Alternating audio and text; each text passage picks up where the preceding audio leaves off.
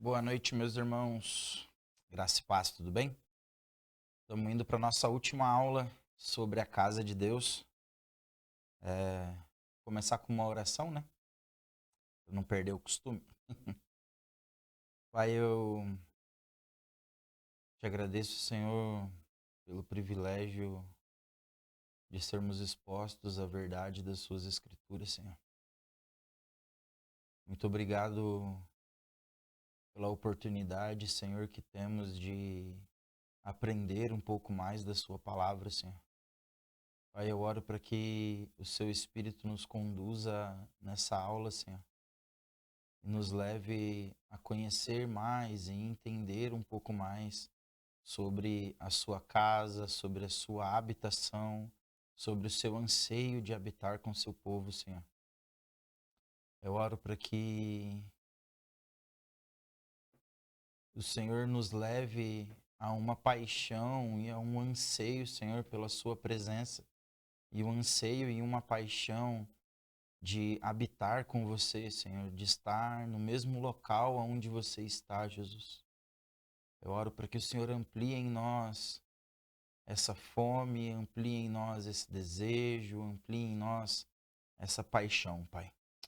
Muito obrigado. Amém. Fazer um breve resuminho das aulas que nós já tivemos, né? Nós começamos falando sobre os nomes, né? Que essa matéria poderia ser chamada de teologia bíblica da oração, teologia bíblica da oração, teologia bíblica da oração incessante, da adoração incessante, da oração dia e noite, teologia bíblica do sacerdócio. Todos esses nomes poderiam ser título, né? Dessa aula, título desse módulo do Capacitando.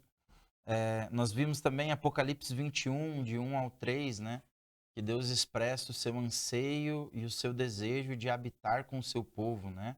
Ele fala sobre o tabernáculo de Deus, que agora está entre os homens, e Deus vai habitar com os homens de uma forma plena, né? Nós vimos que Mateus 1 fala sobre o nome de Jesus, né? E ele será chamado Emanuel, que significa Deus conosco. Então, o próprio nome de Jesus já é um anúncio, né, do seu desejo, um anúncio do desejo, do plano eterno de Deus de habitar com o seu povo, né? Deus conosco, é um Deus presente, né? Não é um Deus ausente, né? E esse foi o motivo de Deus ter criado o homem, né? De Deus ter criado tudo aquilo que existe. O motivo de eu e você existirmos é para nos relacionarmos com Deus. Esse é o motivo, né? Deus conosco, Deus presente. Nós fomos criados para se relacionar com Deus, nós fomos criados para viver em comunhão com Ele, né? Se pudéssemos resumir o plano de Deus em poucas palavras, repetir nas duas aulas ou repetir nessa aqui também, é o que? Mateus 6,10, assim na terra como nos céus. Se tivesse uma canção da Bíblia, de Gênesis Apocalipse, com certeza a primeira frase do refrão dela seria assim na terra como no céu, e a segunda frase seria Deus anseia habitar com o seu povo, né? Nós falamos também sobre o desejo de Deus, que o desejo íntimo de Deus é ter um povo livre e exclusivamente seu, né? Sem intermediadores, habitando em sua terra, unidos entre si, para sermos a sua habitação e assim refletirmos a sua glória para todas as nações da terra. Então, esse é o desejo de Deus, habitar com um povo livre em sua própria terra, sem nenhum intermediador, e habitar com o seu povo de uma forma plena. Lembra que nós falamos que antes de falar sobre casa de Deus ou de carregarmos a habitação, nós precisávamos ler alguns textos de Levíticos. Levíticos é importante, tem muita gente que não gosta de Levíticos, fala que é o livro do açougue ou o livro da carnificina, né, que é só sangue para lá e mata animal para cá e oferece animal para lá. Mas não, no meio de Levíticos tem muitos versículos que são preciosos e se não fosse importante não estaria na Bíblia. Então, tudo que nós lemos sobre ser separado e consagrado a Deus, sobre ser dedicado a Deus, sobre nos santificarmos, sobre nos arrependermos, sobre ter consciência da maldade que há em nós e entender né, o que é o sacrifício da expiação de pecados, né, o que é o dia do arrependimento, né, o que é jejuar, que seria se humilhar, né. Nós vimos tudo isso em Levíticos. E é aquilo que a gente precisa fazer, aquilo que a gente precisa buscar, é como o cristão deve viver para ele expressar a presença de Deus e ele carregar a presença de Deus de alguma forma, né? Na aula passada nós falamos também sobre o céu e por que o céu é importante, né? Nós vimos que o céu, ele não é algo abstrato, ele não é um conto de fadas, né? O céu, ele é real, ele é físico, o céu, ele é material. E nós vimos também que Deus está assentado nos céus, né? No seu trono. O seu trono está no céu, né? E a cidade santa está numa montanha. O trono de Deus está no topo de um monte. No final da aula ficou uma porção de versículo ali para os fominhas da Bíblia lerem, né? Falando sobre isso, a casa de Deus estar em uma montanha. Então, os céus, a cidade santa de Deus, ela é física, ela é literal, e esse lugar está numa montanha, né? O próprio Apocalipse 21, que nós começamos a primeira aula, fala isso, que o monte do Senhor, né, que a cidade santa descia dos céus, né? O versículo 5 vai falar como um monte, né? Então o céu, ele é real e nós precisamos pensar no céu como um local real. Lembra que nós falamos de Paulo, né, em Colossenses 3, quando ele fala para nós pensarmos nas coisas que são do alto, né? Que ele não estava sendo coaching, ele não estava trazendo uma mensagem motivacional, dizendo que nós temos que ter pensamentos positivos, porque os pensamentos positivos vão nos levar além, não. Quando ele fala pensar nas coisas do alto, ele está falando sobre o céu, ele está falando sobre refletir no céu. Lembra que nós falamos também sobre a mentalidade judaica de céu, né? Que tem uma dimensão de altura, né? A gente pode ler lá no Antigo Testamento, Salmo, Êxodo, a gente pode ler em Deuteronômio, Isaías, uma porção de texto na Bíblia que faz menção a essa altura se referindo aos céus, né? O Deus que habita no mais alto céus, ou no mais elevado, ou que o seu trono está sobre as... Então, o judeu tem essa dimensão de altura. Ele, quando fala do céu, ele pensa nesse local alto. Então, Paulo, por ser judeu, né, ele está se referindo aos céus. Então, nós temos que pensar no céu como algo físico. Isso ajuda, isso auxilia a minha vida de devoção, isso alavanca, na verdade, a minha vida de devoção, a minha vida de oração, porque quando eu fecho o olho ou quando eu me coloco diante de Deus, eu posso ali imaginar ou ter a confiança e a certeza que Deus está em um local físico. Jesus está em um local físico. E no final, nós iremos habitar com Ele. E só o fato de pensar no céu e de pensar que nós iremos habitar com Deus por toda a eternidade, nós vamos estar com Cristo, como Ele é, com o corpo glorificado, habitando por toda a eternidade. Só isso deveria encher o meu coração de alegria, deveria encher o seu coração de alegria. Só, né? Como se fosse só isso, né? Mas esse simples fato, pensar nisso, deveria alavancar a minha vida de devoção, deveria alavancar a minha vida de oração. Por quê? Porque o céu é real, né? Apocalipse 19, nós lemos também, Apocalipse 19, 11, que vai falar também sobre a cidade santa do Senhor estar num monte, né? A Nova Jerusalém. E aí, como conclusão, falando sobre a cidade de Deus, né? A cidade santa está num monte, nós lemos Salmos, alguns versículos de Salmos, nós lemos um versículo de Isaías. Na primeira aula nós falamos também sobre o Éden, né? O Jardim do Éden como um santuário, né? Nós vimos que algumas palavras denunciam quando Deus está falando em relação a tabernáculo, em relação à habitação, né? Algumas palavras se cruzam, né? Quando a gente leu a construção do tabernáculo de Moisés, nós vimos que ele fez exatamente uma réplica, né, dos céus. Ele fez exatamente aquilo que Deus fez quando criou, né, o Jardim do Éden ali, Gênesis, quando traz a narração da criação, nós vimos que no sexto dia, né, Deus contemplou, viu que tudo era bom, no sétimo ele descansou, né, mas ele contemplou, ele viu que tudo era bom e ele abençoou o homem, né? Moisés a mesma coisa, Deus dá uma ordem para Moisés para construir um templo. E aí, assim que ele termina de construir, ele examina tudo, ele viu que tudo era bom. E aí, o que que Moisés faz? Moisés vai e abençoa o povo, e após a conclusão, o que que aconteceu? A presença de Deus veio e repousou, né, no tabernáculo, assim como Deus vinha e andava, né, repousava também no Jardim do Éden. Então, nós falamos sobre o céu ser um santuário também, um local físico onde Deus está hoje. Nós falamos sobre o Jardim do Éden, nós falamos também sobre a casa de Deus, a progressão do Éden para uma progressão de altar, né? Falando um pouco da vida de Jacó, quando ele adormece fugindo de seu irmão Esaú e ele sonha com uma porta aberta nos céus, e aí ele vê Cristo, né? E ele vê anjos subindo e descendo, e aí ele acorda e ele fala: quão terrível é esse lugar, pois o Senhor estava aqui e eu não percebia. Né? Então ele pega uma pedra, levanta essa pedra como coluna, unge essa pedra, fala: esse não é outro senão Betel, a casa de Deus.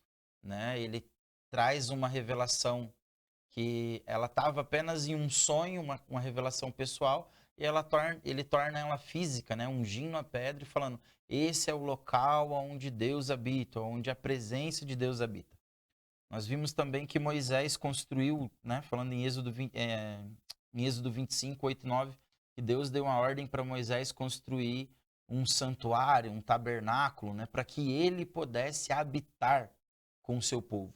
Então Deus faz um pedido para o homem construir um tabernáculo e Deus dá tudo. Deus dá medida disso, porção daquilo, detalhe daquilo outro. Nós lemos vários versículos falando sobre o altar, falando sobre a arca, falando sobre o véu, falando sobre a roupa sacerdotal, falando sobre a bacia de bronze, falando sobre o candelabro. Então Deus vai dar uma lista, assim, um checklist para Moisés fazer tudo conforme ele deveria, para que Deus pudesse vir habitar com seu povo. Nós vimos também um paralelo, né, com todos os utensílios do templo. Eu não exemplifiquei todos, mas todos estão descritos em Apocalipse. Pegando em em Êxodo, aquilo que Moisés construiu, e indo lá para Apocalipse, na visão que João teve dos céus, que João teve do trono do Senhor, do santuário de Deus. E tudo que está descrito em Êxodo para a construção do templo está presente lá em Apocalipse. A arca, os altares, a bacia, candelabro, a estola sacerdotal, um sacerdote presente lá.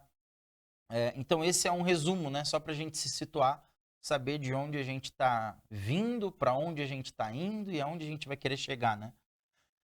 Na aula de hoje eu vou falar sobre o tabernáculo de Davi, mas eu não vou me ater à construção da tenda em si, né? Mas eu vou traçar um paralelo com o tabernáculo de Moisés. Porque Moisés viu um tabernáculo físico, ele reproduziu algo físico e trouxe essas medidas da casa de Deus para que Deus pudesse habitar ali no Santos dos Santos junto com o seu povo. Lembrando que o Santos dos Santos era um local sagrado, onde o sacerdote poderia entrar uma vez por ano no que seria a festa dos judeus, chamada de Yom Kippur, que é a festa para a expiação dos pecados, né? E ainda tinha todo um rito, né, que ele deveria cumprir, toda uma exigência de se banhar, se purificar, vestir de linho fino, não poderia suar ali, porque o sacrifício para a expiação do pecado não poderia ter esforço, entre aspas, humano, né? Então a presença de Deus é um local terrível, né? A gente vê que deveria ser algo solene, agradável. Não é bem assim quando a gente olha a história do povo de Israel e a gente lê o Antigo Testamento ali, né? Jacó acorda e ele fala quão terrível é esse lugar, né? Se eu estou num lugar onde ele é 100% agradável, onde é 100% doce, cheio de amor, cheio de ternura, cheio de carinho, eu não vou acordar e falar: nossa, como esse lugar é terrível, né? Mas não, quando eu olho para aquele que é santo e eu contemplo a sua beleza, eu olho para aquele que é santo, automaticamente não tem como eu não olhar, ao olhar para mim, voltar os olhos para mim, eu não enxergar a minha podridão, e não tem como isso não me amedrontar, isso não me assustar. Por quê? Porque Deus é santo. Lembra do episódio de Uzá? Que Davi estava trazendo a arca de volta e aí os bois tropeçam, a arca dá uma balançada, Uzá, movido de boa intenção, vai lá e tenta apoiar a arca para não deixar a arca cair.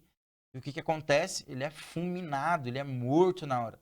E a palavra hebraica para falar que Deus foi em direção de Uzá é que Deus partiu ele ao meio, como se tivesse rasgado ele em dois, sabe? Pegado numa orelha na outra e partido no meio. Assim. A palavra em hebraica para esse texto de Uzá é uma palavra fortíssima. Então a presença de Deus ela é algo que inspira um temor, né?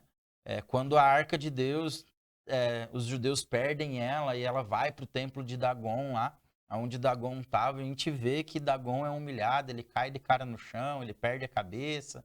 Aí tiram do quarto onde Dagon estava porque ele estava passando vergonha, né? Que Deus estava humilhando ele. E aí Deus vai e começa a atacar o povo com uma peste. E aí eles vão, tentam devolver a arca. E o povo abre a arca, olha para dentro, morre 70 de uma vez. Só porque estiveram na presença de Deus sem se santificar, sem se purificar, sem ter permissão para isso. Então, assim, a presença de Deus é um terrível, inspira esse temor. Salmos vai dizer que ele é o Deus que inspira mais temor do que os falsos deuses, né? Ah, não, mas isso aí é antes do sacrifício de Jesus. Depois do sacrifício de Jesus as coisas não são assim, nós temos livre acesso. Sim, nós temos livre acesso, é tudo certinho, a gente pode chegar com confiança por causa do sacrifício de Jesus, mas não se esquece de Ananias e Safira que morreram, né? Porque o avivamento veio, porque a glória de Deus veio, e eles foram com mentira diante da presença de Deus, né? Então a presença de Deus, ela inspira temor, sim. Nós devemos temer a Deus, sim. Somos alcançados pela graça, somos protegidos pelo sangue, né? Do Cordeiro Pascual, né? Que passa por cima a ira de Deus. Sim, isso é verdade. Mas a presença de Deus, ela é um local solene, é um local de intimidade, sim. Mas também precisamos ter temor, né? A mesma Bíblia que fala dessa intimidade, dessa paixão e de entrar com confiança, ela também traz no mesmo nível de igualdade a questão do temor a Deus, na questão da reverência a Deus. E é justamente sobre isso que nós vamos falar hoje em relação ao Templo de Davi. Porque na era mosaica, né, na ordem mosaica, quando fala era, irmãos, tem em mente a questão de tempo, né, período. Porque os cristãos mais antigos eles tinham um medo ou um receio dos símbolos da nova era, né? E eu vou falar aqui mais para frente de nova era, uma nova ordem, uma nova... Eu não estou falando de Illuminati, não estou falando de nenhuma teoria da conspiração, não. É só, se eu ouvir a palavrinha era, é tempo novo, tá? É só isso que eu estou dizendo. Então, na era mosaica havia três coisas que norteavam a liturgia, né, do tabernáculo, que era a lei, a estrutura física em si da tenda e era os sacrifícios, né? A lei porque Deus deu toda uma orientação que os judeus deveriam seguir e a estrutura porque os judeus não poderiam adorar a Deus em qualquer lugar, né? Tinha um local específico e esses locais específicos que os judeus tinham para adorar não era um local, entre aspas, escolhido aleatoriamente, não. Era um local onde Deus apontava para Moisés, Deus apontava para os levitas tinham que correr, desmontar todo o tabernáculo, desmontar tudo e ir seguindo a nuvem e montar o tabernáculo aonde Deus mostrava, né? Aonde Deus apontava. Então a estrutura ela é importante por causa disso, né?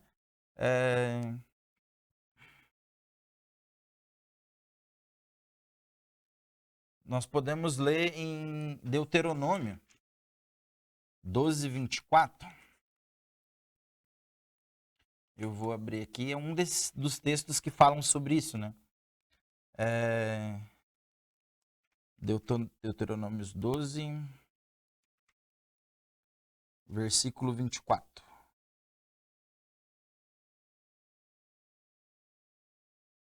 Ô, irmão, pera só um pouquinho que eu anotei o versículo erradinho aqui. Aqui. 12:5. Pelo contrário, buscá-lo-eis somente no lugar. Então é um local específico. não é um local aleatório. Buscá-lo somente no lugar que Yahvé, o vosso Deus, houver escolhido dentre todas as vossas tribos, para ali colocar o seu nome e preparar a sua habitação. Então, como que acontecia? A nuvem de Deus vinha, baixava sobre um lugar, aí os levitas tinham que ir montar o tabernáculo, montar a tenda sobre aquele lugar, e eles não saíam em marcha e não iam para canto nenhum enquanto a nuvem do Senhor não indicasse. Então eles só poderiam parar para pousar, montar o tabernáculo, fazer o sacrifício, celebrar as festas nos locais específicos, aonde o Senhor preparava, né? Onde Deus escolhia. Então Deus escolhia lugares específicos na terra. Para que ele escolhia lugares específicos na terra? Para carregar a habitação do teu santo nome. E a gente vê que quando isso acontece, automaticamente tem algo relacionado à adoração junto. E sempre a adoração marca esses lugares que Deus escolhe para carregar o seu nome, né? Se você se lembrar da história de Abraão, no capítulo 12, Deus vai falar, sai da sua terra, da tua parentela, vai para o local onde eu vou te instruir, onde eu vou te mostrar, tal. Abraão sai da terra dele, de Ur dos Caldeus, ele trilha o caminho dele e chega a Betel. E quando ele chega a Betel, o que ele faz? Ele vai e constrói um altar em adoração a Deus. Né? A King James vai usar a expressão louvor de ação de graças, a tradução mais antiga da King James. Tá? Isso está em Gênesis 12. Está em Gênesis 12. Não sei quanto tempo depois, se 100 anos depois, 150 anos depois, não sei quanto tempo se passou desde que Abraão construiu um altar ali. Mas lembra que nós falamos sobre a vida de Jacó? O que acontece? Jacó para e dorme exatamente aonde Abraão tinha construído um altar e tinha adorado a Deus. E Deus escolheu marcar aquele local para carregar a sua habitação, para carregar a sua presença. E aí o que acontece é que 100 anos, mais de 100 anos depois, Jacó está passando por ali desavisado, ele vai dormir, sonha com Deus. Por quê?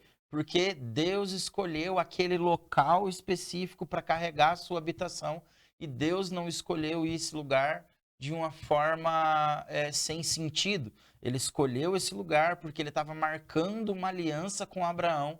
E Abraão, obedecendo a Deus, quando chegou em Betel, sem que Deus pedisse nada para ele, Abraão edificou um altar e rendeu louvores de ação de graças ao Senhor. Então Deus estava firmando, dando sinais que firmariam uma aliança com Abraão, né, de que ele cumpriria as promessas feitas a Abraão. E porque Abraão decidiu adorar a Deus em Betel e construir um altar, anos se passaram, décadas se passaram e Jacó teve um encontro com Deus no mesmo lugar. Então Deus escolhe alguns lugares, né? E o que é o marco? Se a era mosaica, se a ordem mosaica, ela era marcada pela lei que instruía, pela estrutura onde Deus escolhia locais, pelos sacrifícios de expiação dos pecados, né? Sacrifício de libação, sacrifício de comunhão ou de oferta pacífica, né? O sacrifício de comunhão, o judeu tinha que comer junto com o sacerdote, né? Que o sacerdote era uma representação de Deus. Então, já que os seus pecados foram perdoados, agora você pode ceiar, você pode banquetear, você pode desfrutar de uma intimidade, de um momento à mesa junto com o sacerdote. Então, lá tinha os sacrifícios, tinha a estrutura e tinha a lei. E o que muda para a ordem davídica? O que muda para a era davídica é que o que marca a era davídica não é a estrutura em si, não é a lei em si, embora Davi cumpra e respeite a lei, não é a lei em si que marca a era davídica. O que marca a era davídica é o quê? É a expressão de adoração e de louvor e de orações incessantes diante da presença de Deus. É muito comum a gente ouvir alguns pregadores quando vão falar sobre o tabernáculo de Davi ou sobre a tenda de Davi, que Davi decidiu do nada construir um lugar para Deus, ele decidiu do nada colocar a adoração ali, e Deus achou isso legal, porque não tinha acontecido antes, e aí Deus resolveu abençoar Davi. Biblicamente, isso não é muito correto. É muito comum o povo falar, na época de Davi, o que marcava, o marco do tabernáculo de Davi era a adoração espontânea, era a adoração livre, era a espontaneidade que tinha de adorar a qualquer hora, de fazer qualquer coisa. Tinha o espontâneo? Tinha. Mas o espontâneo não dizia respeito em relação à liturgia. Porque eles não tinham a opção, por exemplo, de escolher se iria ter canção ou não. Porque Deus disse que deveria ter. Então eles tinham que obedecer, certo? Então tem uma liberdade? Sim. Ó, na liturgia do culto, vocês vão precisar adorar, vocês vão precisar me louvar. Ah, se vocês vão cantar a música A, a música B ou a música C, aí tem espontaneidade. Mas não tem como retirar o louvor. Falando aqui da tenda de Davi, do tabernáculo de Davi, né? Abre comigo em 1 Crônicas. 1 Crônicas, capítulo 28.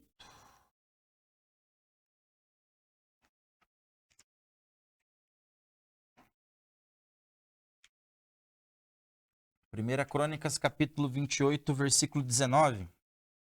Então disse Davi a Salomão: tudo isso me foi revelado pela mão de Yahvé, o Senhor, por escrito. E Deus me deu entendimento para executar todos os desígnios desse projeto. Então Davi não decidiu construir algo aleatoriamente. Não.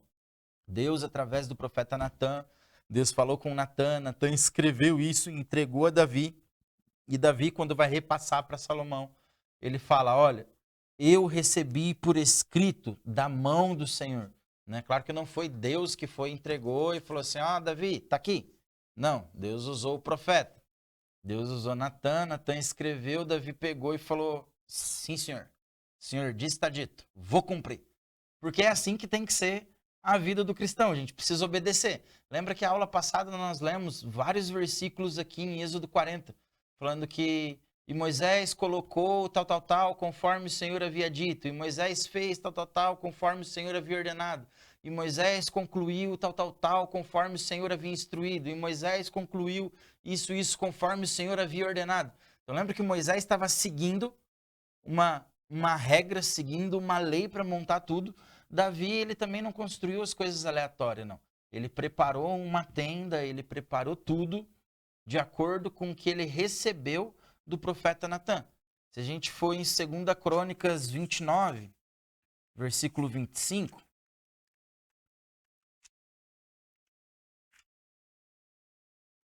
vai dizer o seguinte: colocou a seguir os levitas na casa de Yahvé, com os símbolos, as liras, as harpas, as citras, segundo as prescrições de Davi, de Gade, o vidente do rei, e do profeta Natã, porque esta ordem veio primeiro. De quem que veio? Veio primeiro do Senhor, por intermédio dos seus profetas. Então entende que toda a movimentação, toda a diferença na liturgia da era mosaica para a era davídica não foi algo que aconteceu aleatoriamente, não. O Senhor ampliou a progressão da revelação da sua habitação. No tabernáculo de Moisés não tinha música em si, falando de ritmo, melodia e canções, né? Era algo mais solene. Lembra que eu falei sobre o temor? O sacerdote poderia entrar no Santos dos Santos apenas uma vez por ano. Por quê? Porque havia uma solenidade. Ali era um ambiente de temor. Lembra quando a nuvem se levantava e ela saía, os israelitas, os judeus, eles não pensavam em ficar de forma alguma. Por quê? Porque eles temiam a Deus, eles seguiam as instruções de Deus. Então, essa mudança que teve na liturgia com a tenda de Davi, ela foi instruída por Deus, né? A gente viu aqui. que ele colocou os levitas segundo a maneira que Davi falou que era para colocar, mas Davi não tirou da cabeça dele. Deus usou o profeta Natã, né? E deu essa imposição. Tem que ter adoração, Davi. Coloca o povo para me adorar. E foi isso aí que Davi fez. Fazendo um comparativo, né, entre a construção da tenda de Davi, a construção do tabernáculo de Moisés, a era davídica, a era mosaica, né? O livro de Êxodo ele relata que Moisés recebeu as instruções para a construção do tabernáculo. E aonde acontece isso com a tenda de Davi? Porque lembra que é como se fosse uma réplica, ou é uma réplica? Com Davi, as instruções e o trabalho que Davi teve para levantar todos os recursos para a construção, ela vem a partir do livro de Crônicas. Então, Crônicas vai narrar. Êxodo narra a construção do tabernáculo de Moisés e o que Deus orientou. Crônicas narra a construção da tenda de Davi, e narra também o tabernáculo, né? O templo que Salomão constrói. Tudo conforme o Senhor ordenou. Então, não é algo aleatório em si, né? O que seria ali, entre aspas, um segundo tópico, né? Ou 1.2 da comparação, né? Davi deu a ordem sobre a função dos levitas, é o que a gente acabou de ler aqui em 2 Crônicas 2. Precisa colocar os levitas para cantar, para adorar no templo, né? No tabernáculo de Moisés. O papel principal não era dos levitas. O papel principal era de quem? Dos sacerdotes. Então entende que na era mosaica os sacerdotes, por conta do sacrifício, é o que tinha o maior trabalho dentro do tabernáculo. Na tenda de Moisés, na tenda de Davi, quem tem o maior trabalho e quem tem a maior responsabilidade na tenda são os levitas, por conta da adoração. A terceira diferença ali, Davi estava agindo tudo conforme um padrão divino, assim como Moisés estava. Então, Deus chega para Moisés em Êxodo 25, versículo 8 e 9, que nós lemos lá, Deus chega e dá a diretriz: farás para mim um santuário. E 1 Crônicas, se você for ali, 1 Crônicas 28, a mesma coisa acontece com Davi. Deus vai e dá uma instrução para Davi. 28, versículo 9.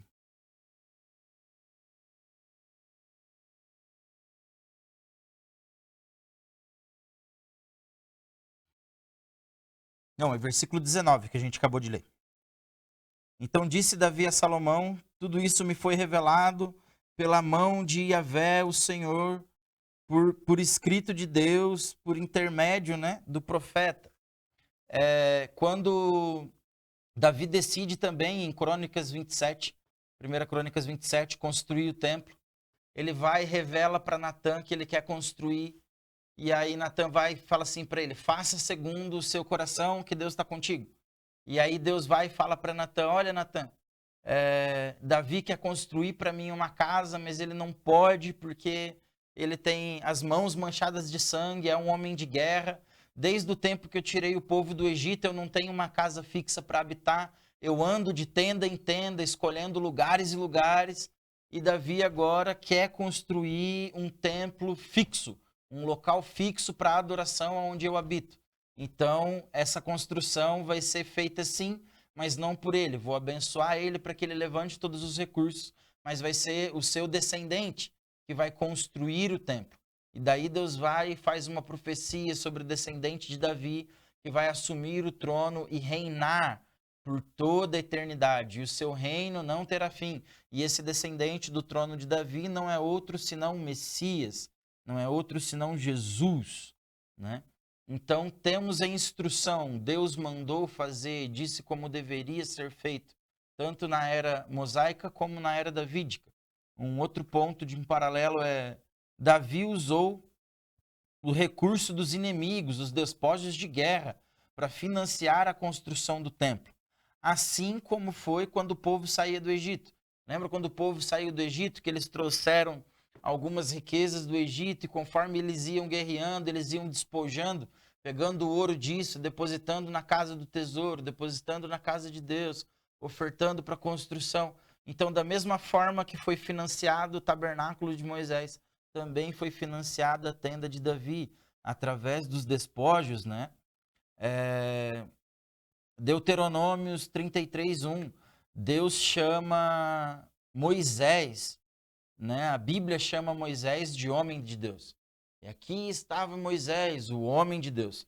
E 1 Crônicas 8:14, Davi é chamado de homem de Deus também, da mesma forma que foi com Moisés. Então é como se Davi estivesse sendo levantado como um libertador, assim como Moisés foi. Assim como Moisés foi.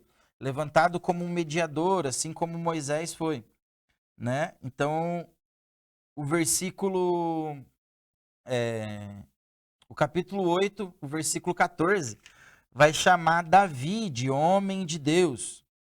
De homem de Deus. 2 Crônicas 8:14.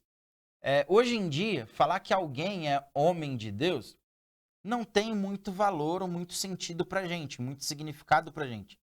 Por quê? Porque houve uma banalização do termo, né?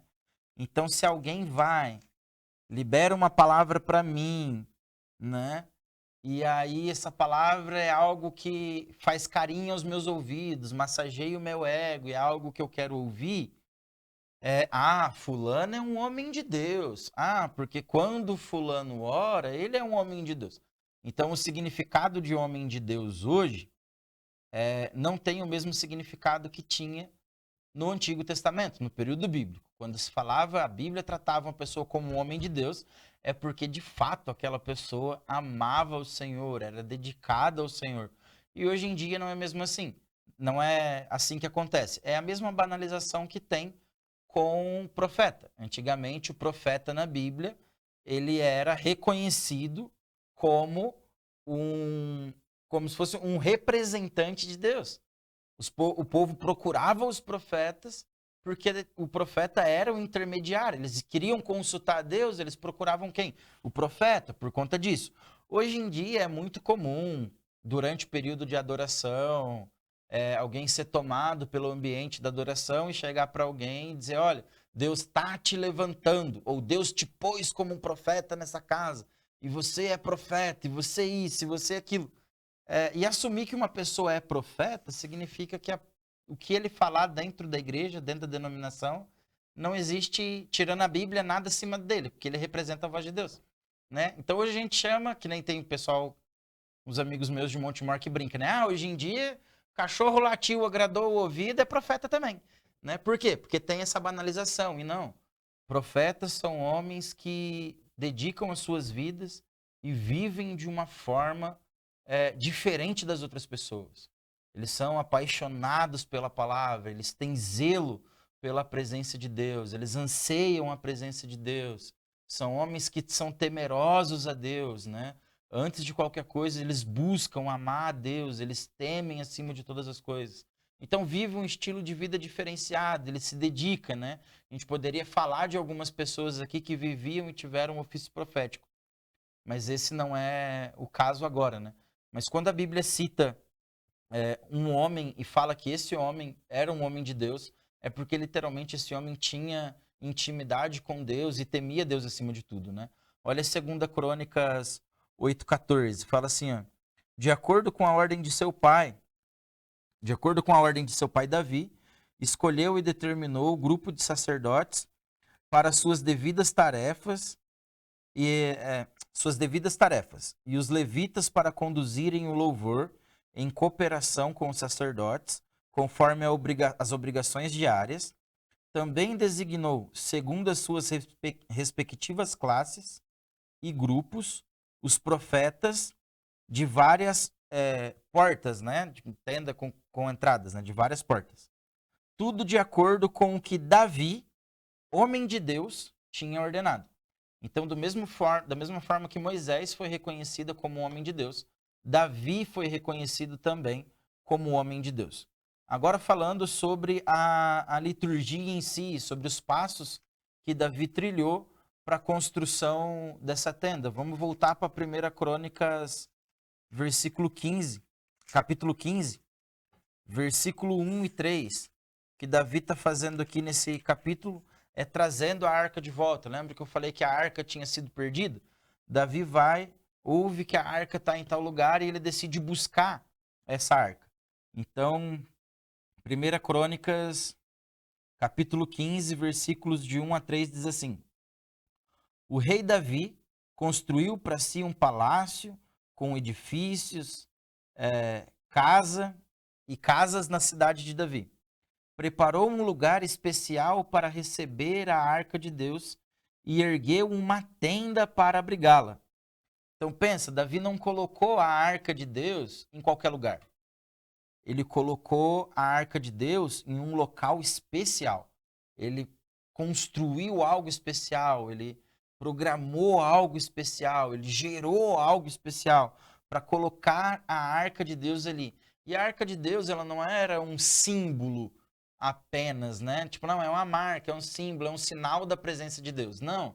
Lembra que nós vimos quando falamos da arca a aula passada, que aqueles varões que eram passados na lateral da arca para carregar nos ombros, era como os reis antigamente eram carregados, né? A liteira dos reis. Então, a arca do Senhor, ela representa o trono do Senhor.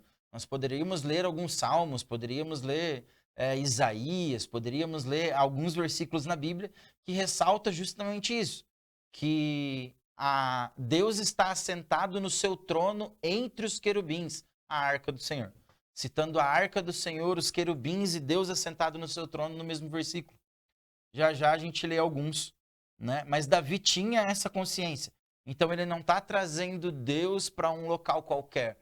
Ele não está trazendo o reino de Deus, ele não está trazendo a glória de Deus, a presença de Deus para um local aleatório. Não. Versículo 1 fala que ele está trazendo a arca de Deus para um local especial.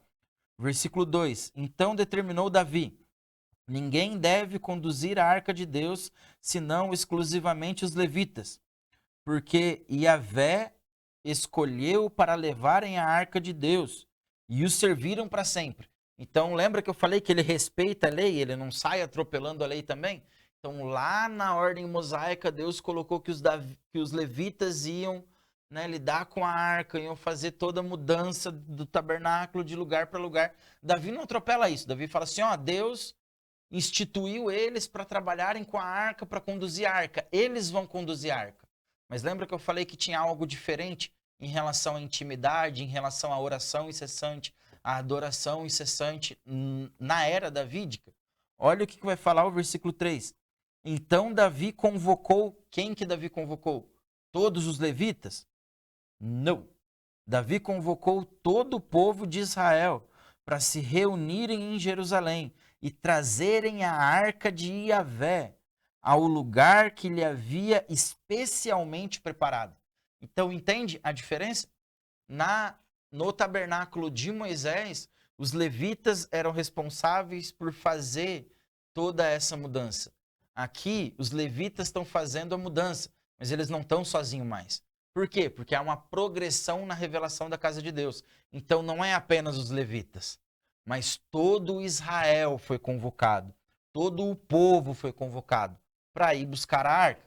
Então, isso já mostra uma pequena diferença. Se você virar sua página aí para o versículo 12, o versículo 12 vai dizer o seguinte: vós sois os líderes e chefes das famílias dos levitas. Santificai-vos, portanto, vós e vossos irmãos, para que possais trazer a arca de Yahvé, né, o Deus de Israel, ao lugar que lhe preparei, ao lugar especial. Olha só o versículo 14. Então os sacerdotes e os levitas se consagraram, santificaram-se e assim transportaram a arca do Senhor, Deus de Israel. Os levitas carregaram a arca de Deus apoiando-se em varas. Lembra como o rei, que foi citado nas liteiras? Conforme Moisés havia determinado, em conformidade com a palavra de Yahvé. Davi também ordenou aos chefes dos levitas que encarregassem os músicos que havia entre eles de cantar melodias alegres acompanhadas por instrumentos musicais, liras, harpas, símbolos sonoros. Então, o que está acontecendo aqui? Como se fosse uma procissão. Davi vai e fala para os levitas, ergam a arca do Senhor, coloquem nos seus ombros e vamos levá-la à tenda que eu preparei, ao local especial que eu preparei. Mas vocês não vão sozinho, agora vai todo o povo junto. E tem mais, os músicos que estão no meio de vocês, que eles cantem e adorem ao Senhor. Por quê? Porque o Senhor é digno de louvor em sua procissão. Porque o Senhor é mais digno que os reis. Então, se os reis eram carregados em suas liteiras, e na frente ia empunhando a bandeira do reino, né, o estandarte, e eles tinham música, por que o Deus dos judeus? Por que o nosso Deus não poderia ter? E é justamente isso que muda na liturgia de Davi. Não é mais aquela coisa solene e com tanto medo. Não é que não tinha respeito e temor, tinha respeito e temor. Mas agora havia liberdade. Tem liberdade diante de Deus. E diante da arca do Senhor, diante do trono do Senhor, o que Davi colocou enquanto Deus estava sendo carregado, enquanto o trono do Senhor estava indo para Israel, estava indo para Jerusalém? Músicos adorando a Deus, simplesmente porque Ele é digno. E ninguém é mais digno de louvor e adoração do que Ele. A arca, lembra que eu falei que ela não era apenas um símbolo da presença de Deus, mas ela era o próprio trono de Deus. Em 1 Crônicas mesmo, se a gente abrir o capítulo 13, o versículo 6, vai dizer o seguinte: o rei Davi e todos os israelitas foram a Abalá, que é Kiriat Jearim, em Judá, a fim de trazer a arca da aliança de Deus, que tem o seu trono estabelecido entre os querubins, a arca sobre a qual o seu nome, Yahvé, ou Yahweh, ou Adonai, em algumas versões, é invocado. Então, o que o texto está dizendo? Que eles não estão indo buscar um símbolo da presença de Deus. Eles estão indo buscar algo que tem apenas uma representação. Ah, o celular é uma representação de que eu posso me comunicar com alguém a todo momento. Não, a arca não era isso. A arca não simbolizava isso. A arca ela não era um símbolo qualquer. A arca ela era o trono. Eu acho que não deveria nem ser certo usar como símbolo. Por quê? Era o trono de Deus, onde Deus estava sentado entre os querubins. Então, o povo estava indo buscar o trono de Deus e levar o trono de Deus para o meio de Israel, para o meio de Jerusalém, cidade de Davi. Por quê? Qual é o desejo de Deus? Habitar com o seu povo, livre exclusivamente seu. Lembra? Desejo íntimo de Deus, desde a primeira aula nós estamos falando isso. O desejo de Deus é habitar com o seu povo. E Deus vai e fala assim: Davi, você vai buscar a arca agora, mas isso não vai ser feito de qualquer maneira. Antes, a minha presença ela era velada dentro do Santos dos Santos. Lembra que o Santos dos Santos no tabernáculo ele era um cubículo que era protegido com véu? Não, na tenda agora não tem. A presença de Deus, o Santos dos Santos, ele não é velado e protegido por um véu. A presença de Deus agora, ela está revelada ao povo. O povo tem acesso.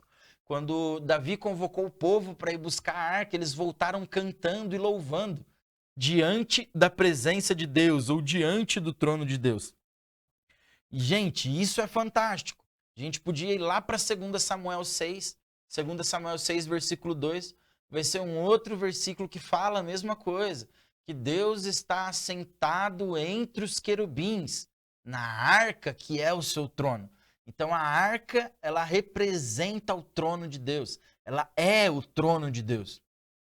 Davi colocou ao redor músicos, né? Como nós falamos. E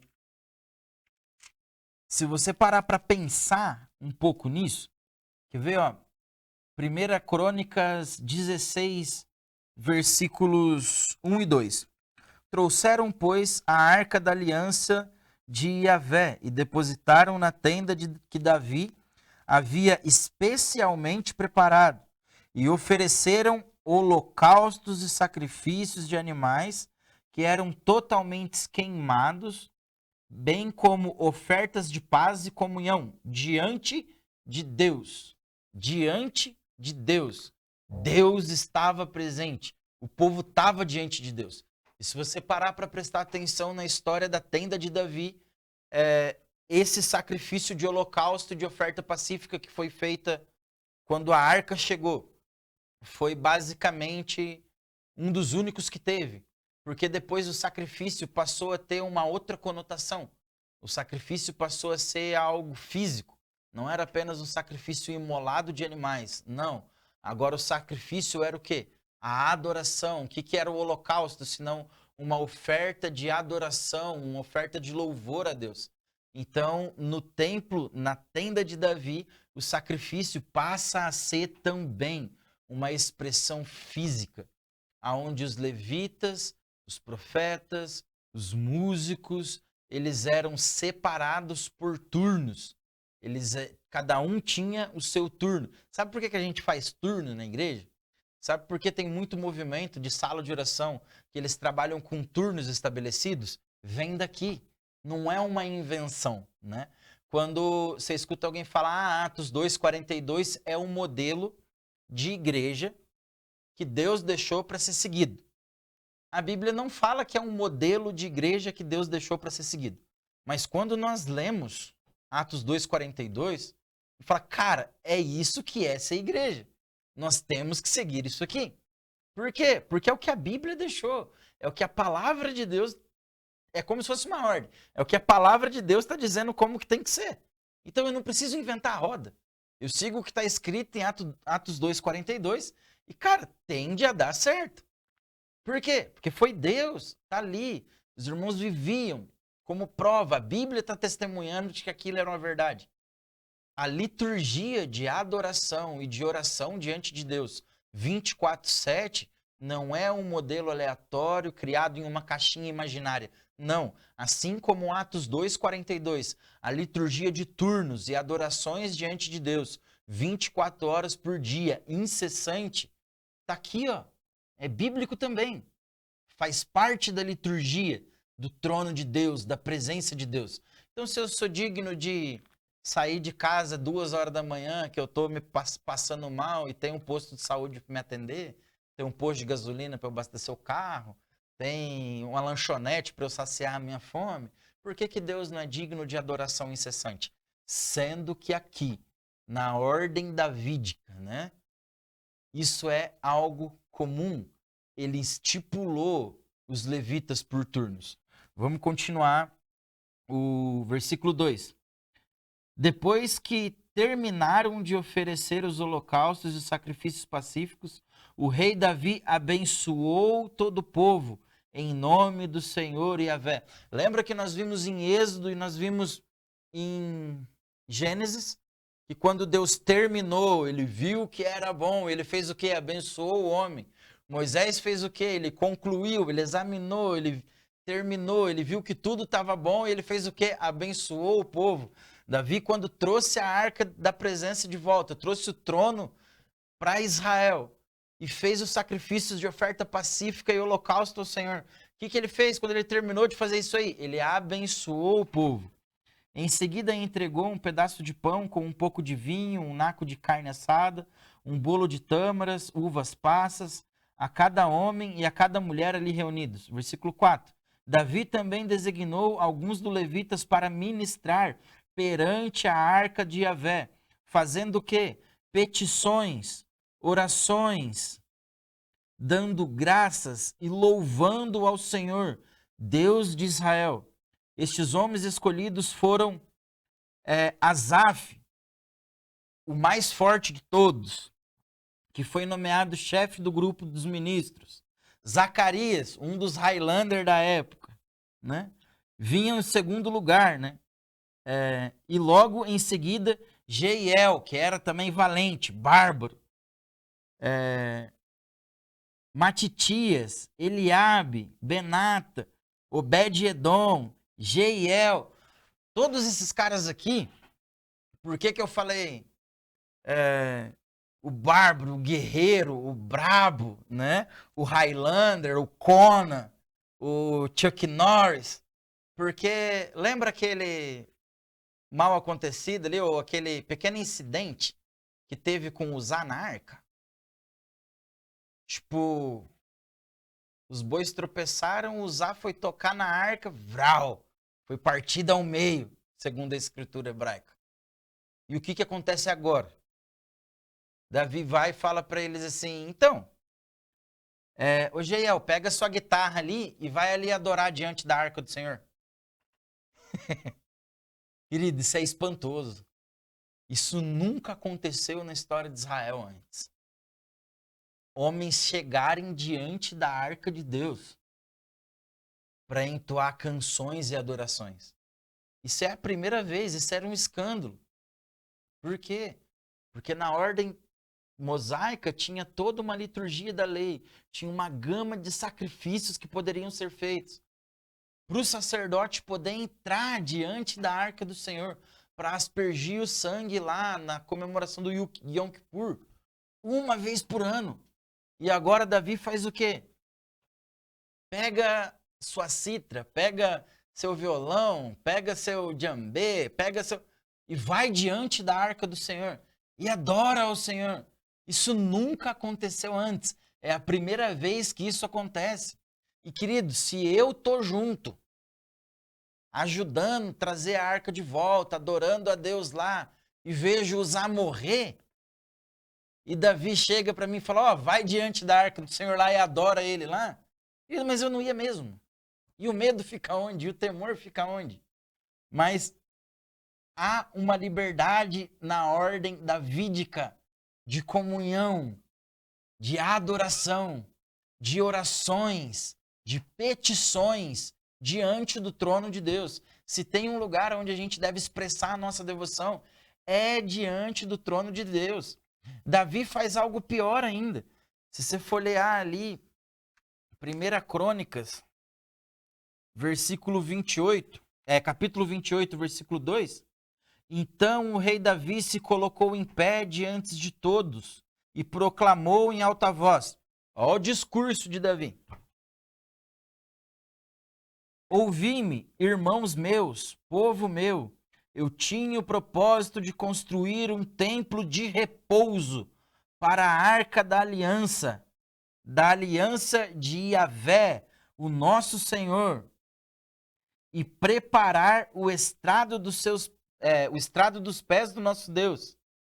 E fiz os preparativos para edificá-lo. Davi chega e ele fala assim, essa presença aqui que é temível na ordem mosaica, que os sacerdotes entravam uma vez só por ano, agora eu estou construindo um templo para ela habitar no nosso meio de uma forma mais evidente. Nós não vamos precisar ficar mudando de lugar em lugar. Não, Deus escolheu esse lugar para carregar a habitação do teu santo nome. E eu vou construir um estrado para os pés do nosso Senhor. Isso não tem lógica nenhuma. A não ser que você entenda que o anseio de Deus e a vontade de Deus é habitar com o seu povo. Moisés sabia disso. Davi sabia disso. Davi tinha consciência que a arca da aliança era o trono de Deus. E ele fala, vou trazer o trono de Deus para cá e vou construir um local onde Deus possa repousar os seus pés, onde Deus possa descansar. Lembra que nós falamos de Isaías, que Isaías fala que a terra é o estrado dos pés de Deus.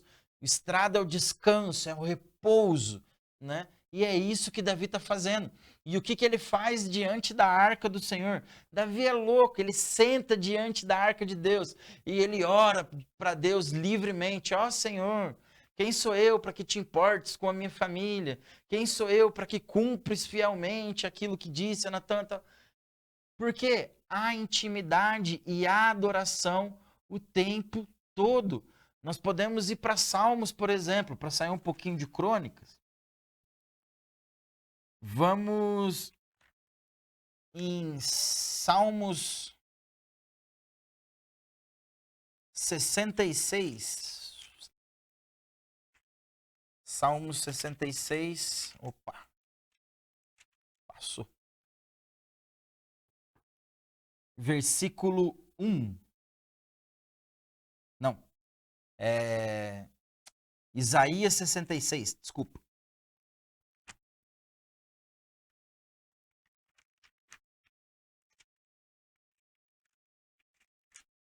Isaías 66, versículo 1. Eis a palavra do Senhor, o céu é o meu trono, e a terra o estrado dos meus pés. Sendo assim, que espécie de casa me haveis de edificar? Tal casa será o meu local de descanso? Olha que loucura! A mesma Bíblia que fala que Deus não habita em templos feitos por mãos humanas. Fala que Deus deu diretrizes para Davi e para Moisés construir um local para carregar a sua presença. Construíram um local para que a presença dele possa habitar. E na progressão da casa de Deus, você vai ver que eu e você, muita gente bate no peito e fala assim, eu sou igreja. Eu sou desigrejado, não vou na igreja, não congrego com ninguém. Mas eu sozinho sou igreja, sou templo e morada do Espírito Santo. Paulo falou, tá lá em Coríntios. Não, querido. O máximo que eu sou é uma pedra viva. Meu corpo é templo e morada do Espírito Santo? Sim. Mas o máximo que eu sou é uma pedra viva. Eu só sou igreja se eu estiver reunido com meus irmãos. Aonde 2 ou 3 estiver ali, eu estarei presente. Somos pedras vivas. 1 Pedro vai dizer que Cristo está edificando a sua casa. E nós somos como pedras vivas para a edificação do nome do Senhor, para a edificação do nome de Jesus. Se formos parar para pensar na casa de Deus e a vinda do trono de Deus, a gente tem que ser tomado por um zelo de uma forma tão grande. Porque pensa, estamos preparando um local para que o Deus de toda glória, o Criador de todo o universo, habite no meio de homens. Isso deveria gerar temor no meu coração. Assim como eu acredito que esses levitas que Davi colocou para adorar a Deus e para tocar seus instrumentos diante da arca do Senhor, deveriam ter sido tomados de temor também. Porque eles sabiam o que significava, eles sabiam o que queria dizer estar diante do trono do Senhor, estar diante da glória de Deus, né? O tabernáculo, o templo de Salomão, que a gente vai falar um pouquinho mais para frente, ele é uma fusão do tabernáculo de Davi, de Moisés e de Davi. Então, o que Salomão faz? Ele pega a estrutura, lembra que nós falamos que na ordem mosaica a lei, estrutura e sacrifício? Ele pega essa estrutura e pega essa revolução litúrgica que havia no trono de Davi, ou na tenda de Davi, e ele faz o quê? Ele funde os dois e coloca isso em um templo físico. Isso é o templo de Salomão. Eu acho que eu não vou me esticar muito para falar sobre o templo de Salomão, porque o horário está avançando aqui. Mas eu quero só ler um versículo voltando lá para Crônicas, para falar sobre essa questão do tabernáculo, né? Do templo, na verdade, de Salomão. 1 Crônicas 23, versículo 25. Pois Davi ordenara, eis que Yahvé, o Senhor Deus de Israel, deu paz, tranquilidade ao seu povo e veio habitar em Jerusalém. Os levitas não mais necessitam transportar o tabernáculo, nem os utensílios sagrados, usando o seu serviço religioso. Então, olha o que Davi está dizendo aqui, né? Ou, os levitas não precisam mais carregar, mudar os utensílios para um local onde Deus escolhesse. Por quê? Porque Deus escolheu habitar aonde Davi escolheu para construir um trono. E Davi seguiu todas as diretrizes dadas por Deus. E esse tabernáculo não teria como a presença de Deus não vir encher esse tabernáculo. porque tudo foi feito de acordo com o que Deus pediu, conforme Deus instruiu pelos profetas. Assim como Moisés construiu tudo conforme Deus falou, Salomão também construiu tudo conforme Davi falou. Por quê? Porque Davi foi orientado diretamente por Deus. O versículo 30 fala assim: também deveriam estar preparados para render graças e louvores a Yahvé, o Senhor, né, todas as manhãs, ao raiar do dia, em todas as tardes, ao pôr do sol. Você acha que a gente faz turno às 6 horas da manhã porque é o horário mais tranquilo que tem para a gente vir orar na igreja? Não é. Mas tem um princípio. Está aqui, tabernáculo de Davi. E depois que o templo foi destruído, depois que tudo foi desfeito, o que Amós fala? E Jesus citando, né, Amós, o que ele fala para o povo? Eu vou reedificar, eu vou construir de novo, vou levantar de novo a tenda caída de Davi. Por quê? Havia oração e adoração incessante, porque ele é digno. Então os levitas agora eles não tinham que se preocupar mais com as mudanças, de separar os utensílios, limpar tudo, levar de um lugar para o outro, enrola a tenda, estica a tenda, levanta altar, desmonta altar, recolhe tenda. Não, eles não precisam mais fazer isso. Mas qual é a preocupação deles agora? Estarem prontos, estarem em prontidão e entoar louvores a Deus ao raiar do sol, ao nascer do sol e no pôr do sol. Aqui está falando de 2 turnos só no dia, mas tem mais textos aqui que fala de adoração o dia todo, 24 horas por dia. Foram 288 músicos, tirando profetas. Então, Deus é digno dessa adoração incessante. Por isso que eu falei lá na primeira aula e repeti no início dessa aula. Esse tema, Casa de Deus, poderia ser chamado como teologia bíblica da oração, teologia bíblica da adoração 24/7, teologia bíblica do movimento de oração incessante, ou do modelo de oração incessante. Porque, vou repetir, assim como Atos 42 é um modelo de igreja, o tabernáculo de Davi, a tenda de Davi, também é um modelo de adoração. Não é à toa que lá em Kansas City eles estão há mais de 40 anos adorando a Deus 24 horas por dia. E esse é um movimento que Deus está levantando em toda a terra. Em toda a terra. Deus está levantando, Deus está reerguendo a tenda caída de Davi. Cada vez mais eu vejo homens e mulheres dispostos a entregarem a sua vida à adoração diante de Deus. Segunda Crônicas 7, para a gente encerrar o tabernáculo e passar para uma parte, entre aspas, prática. Segunda Crônicas 7, versículo 1 e 2. Assim que Salomão concluiu, aonde você viu isso? Assim que Moisés concluiu, assim que Davi concluiu, assim que Deus concluiu, lembra? As palavrinhas que eram para grifar lá?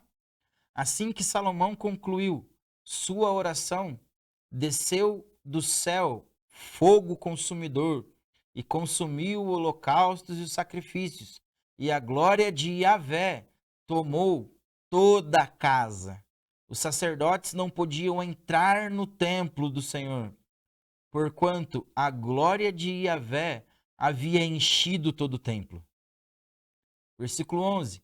Assim que Salomão terminou a casa de Yahvé e o seu palácio, realizou com êxito tudo quanto havia projetado e fez o templo do Senhor, bem como o seu próprio palácio. Então, assim como Salomão terminou de construir tudo, o que aconteceu com a presença de Deus? Ela veio. Lembra que nós falamos em Crônicas aqui mesmo, que quando Davi colocou os levitas para adorarem a Deus, 24 horas divididos em turnos, e eles eram responsáveis agora por adorar a Deus o tempo todo. Que quando terminasse de construir a tenda ou o templo, não teria como a glória de Deus não vir. Isso era algo praticamente impossível. Por quê? Porque eles estavam realizando tudo conforme o Senhor havia dado através do seu profeta Natã. Tudo conforme o Senhor havia instruído por escrito para Davi. Então, assim que tudo terminou de ser construído, o que aconteceu? Brau, a presença de Deus veio e ele descansou sobre o templo. Ele repousou a sua glória. A presença de Deus se manifestou de uma forma que eles ainda não tinham experimentado, de tal forma que, assim como o tabernáculo de Moisés foi cheio, o templo aqui agora também foi cheio. Por quê? Porque eles prepararam um local de descanso. E o que aconteceu de semelhança com esses dois, o tabernáculo e o templo? Os sacerdotes não conseguiam entrar no templo ou no tabernáculo para trabalhar com o seu ofício religioso, seu ofício sacerdotal, porque a presença de Deus, ela era de tão tamanha ali que eles não conseguiam entrar dentro do ambiente. Isso que eu espero quando eu falo de casa de Deus. Esse é o anseio do meu coração quando eu saio de casa para vir num culto no domingo. Eu espero encontrar a presença de Deus habitando entre nós de uma forma que eu nem sequer consiga entrar dentro da igreja, dentro do templo. Nós precisamos preparar esse local de descanso ao poderoso de Jacó. Lembra que nós lemos Salmo 132 e Davi fez esse voto de insônia, esse voto de não dar descanso à sua pálpebra. Por quê? Porque Davi era apaixonado pela presença de Deus. Por isso que ele tentou ir buscar a arca a primeira vez e não deu certo. E ele voltou e falou, não, peraí, vamos buscar os levitas. Desse jeito aqui não deu muito certo, não, tem gente morrendo. E ele voltou, buscou a arca. Por quê? Porque Davi queria estar na presença de Deus o tempo todo. Por que ele decidiu construir uma tenda especial para a arca da aliança? Para o trono do Senhor. Por que ele queria construir uma habitação física, um templo físico, literalmente físico, para a glória de Deus? Porque ele queria estar na presença de Deus o tempo todo. Ele não queria ficar se deslocando para ir até a tenda, não. Ele queria se lançar à presença de Deus. Qual é a semelhança entre Abraão? Qual é a semelhança entre Moisés? Qual é a semelhança entre Davi?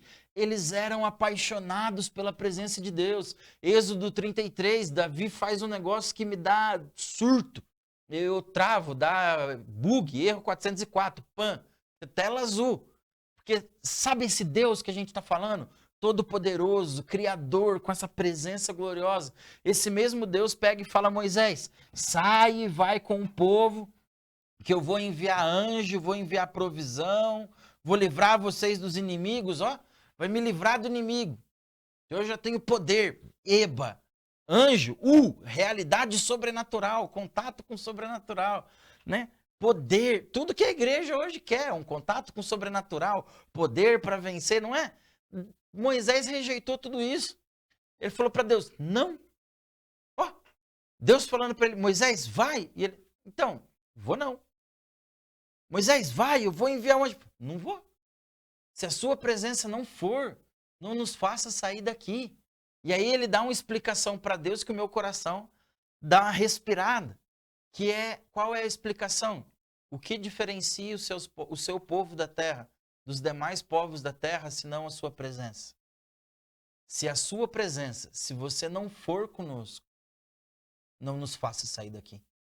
Moisés era apaixonado pela presença de Deus. Teve um outro episódio em Êxodo também, que Deus fala para Moisés, Moisés, vem de canto aqui um pouquinho, que eu vou exterminar esse povo, e de você eu vou fazer um novo povo, e aí vai dar certo. Imagina, Deus criando, Deus te chamando para ser sócio com ele. Teria como essa sociedade dar errado? Cara, não tem. Deus, criador do universo, está propondo um negócio. Não tem como dar errado. E o que Moisés fala? Não, Deus. Se arrepende do que você falou. O que os egípcios vão dizer? Que acaso o Deus dos judeus retirou eles do Egito para matar no deserto? Moisés não estava preocupado com a reputação, entre aspas, do povo, ou com a morte do povo em si. Ele estava preocupado em como o povo egípcio ia ver Deus. e como as outras nações iam julgar Deus. Por quê? Porque quem é apaixonado pela presença de Deus também é zeloso pela aparência, também é zeloso pelo sentimento de Deus. Então, Abraão era apaixonado por Deus. Moisés era apaixonado por Deus, Davi era tão apaixonado por Deus a ponto dele dizer: o zelo da sua casa me consome, ou o zelo da tua casa me consumiu, ou mais vale um dia na sua casa do que 1000 em qualquer outro lugar, ou assim como a corça suspira pelas águas, assim eu anseio por ti. Nós precisamos ter esse desejo, nós precisamos ter essa paixão por Jesus. Casa de Deus significa habitar, habitar, Deus habitando. E não tem como a gente falar sobre casa de Deus sem ter um anseio do nosso coração de querer habitar com Deus o tempo todo, de ansiar pela sua vinda o tempo todo. Nós precisamos desejar isso a todo tempo, a todo momento. A segunda progressão, ou melhor, céu, jardim, altar, Moisés, Davi, Salomão. A sétima progressão da casa de Deus vem o quê? Com Jesus. Jesus vem, abre mão da sua glória, se encarna, vem em forma de homem. E é algo que, cara, é só você pensar no Getsemane. Tipo, Jesus orou: Pai, se possível, afasta de mim esse cálice. Todavia seja feita a sua vontade e não a minha. Jesus sabia que o desejo do Pai era habitar com seu povo. Ele veio na Terra para mostrar como o povo deveria viver e ser um exemplo. Ele morreu como o Cordeiro perfeito para riscar o escrito de dívida que havia no meu e no seu nome. Mas pensa no Getsemane. Por que Jesus orou: Pai, se possível, livra de mim esse cálice?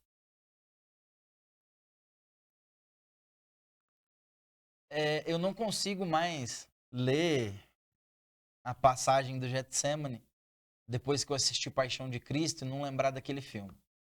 Aquele filme é um filme de terror para um cristão, cara. O que é aquela cena de Jesus sendo açoitado com a zorrague, os pedaços de ossos rasgando a carne de Jesus, expondo o osso da sua costela?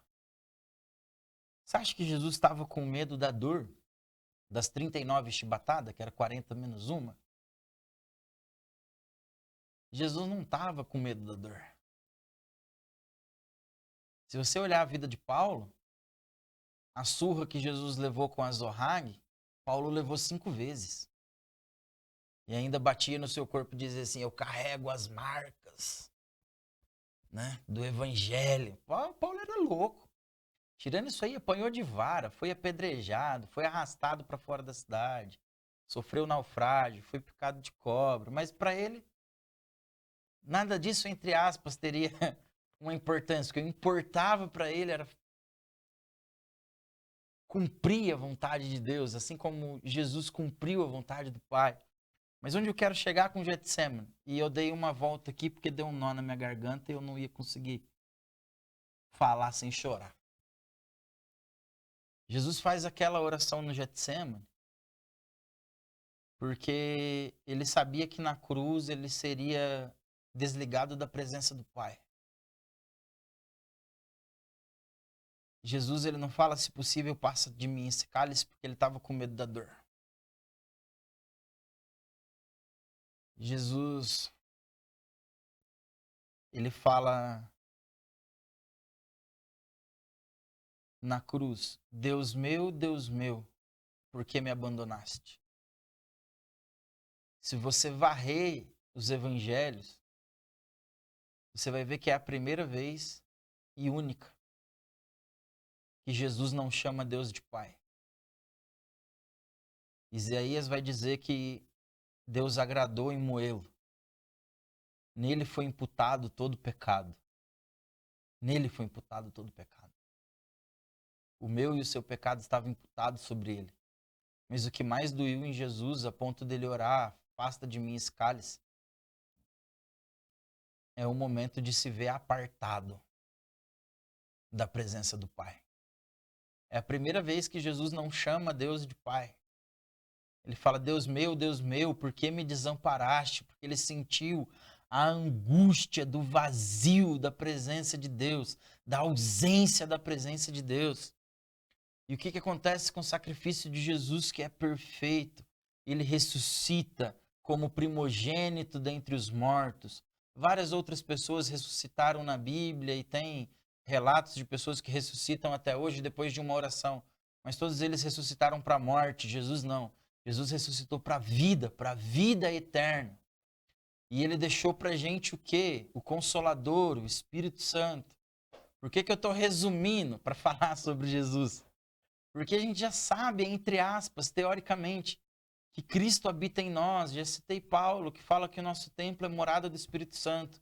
Nós sabemos quase que de cor o texto de Atos, onde Jesus envia o Consolador para habitar. Lembra a primeira aula, quando a gente falou sobre a glória de Deus?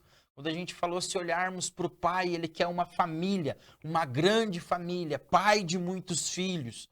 Lembra? Se olharmos para Jesus com um prisma um pouquinho mais fechado, nós vamos ver que Ele quer uma noiva, Ele vai vir se casar. Apocalipse fala isso.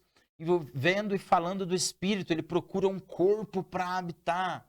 Ele procura habitar construir uma habitação para Deus. Através do quê? Através de pessoas. 1 Pedro vai dizer que nós somos pedras vivas. Vou repetir isso, depois a gente lê o texto. Isso deveria ser um escândalo. A glória que estava presente no tabernáculo, a glória que estava presente no Santos dos Santos, o trono de Deus, a glória do trono de Deus que estava presente em toda a casa de Deus no Antigo Testamento. Agora, como que ela está se movendo? Ela está numa tenda, ela está num templo? Vai lá para João 1. Isso deveria gerar muito temor no meu coração e no seu coração.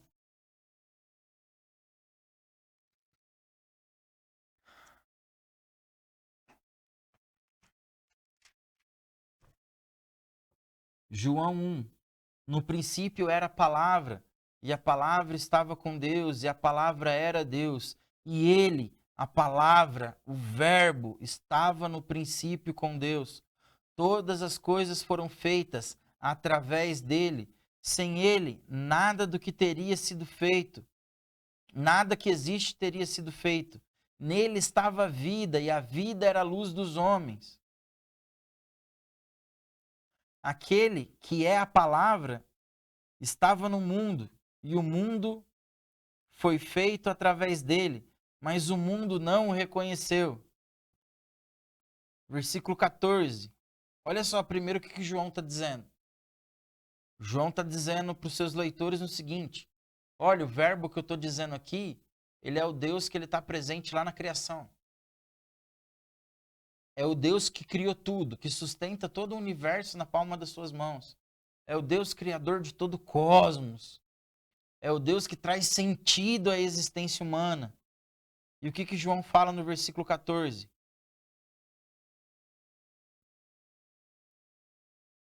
E a palavra se fez carne e habitou entre nós. Essa palavra habitou, no original, é tabernaculou. O que João estava dizendo para os seus leitores era o seguinte: sabe a glória do tabernáculo de Moisés? Sabe a glória do tabernáculo de Davi? Agora ela se encarnou e ela habita em um homem. E esse homem anda entre nós, ele esteve entre nós. E a continuação do versículo 14 diz assim: e vimos a sua glória, glória como do unigênito do Pai, cheio de graça e de verdade. Se você continuar lendo aqui, você vai ver que João vai dizer, no capítulo 1 mesmo, que João vai dizer que a escada que Jacó viu era o próprio Jesus.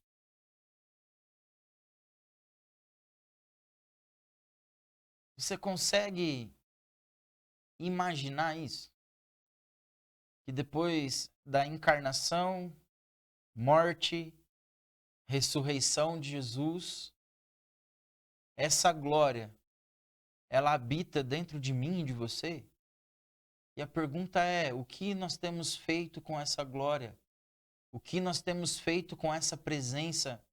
O Deus que habitava no tabernáculo, o Deus que habitava na tenda de Davi, o Deus que habitava no templo de Salomão, esse Deus agora habita dentro de mim e de você. E isso, boa parte do nosso dia, não gera nem temor em nós. Como você tem vivido carregando essa presença? O Espírito habita dentro de mim e dentro de você. Somos uma casa para Deus. Ou somos parte, somos um fragmento de uma casa para Deus. Efésios, capítulo 3, versículo 14, diz o seguinte. Antes de Efésios,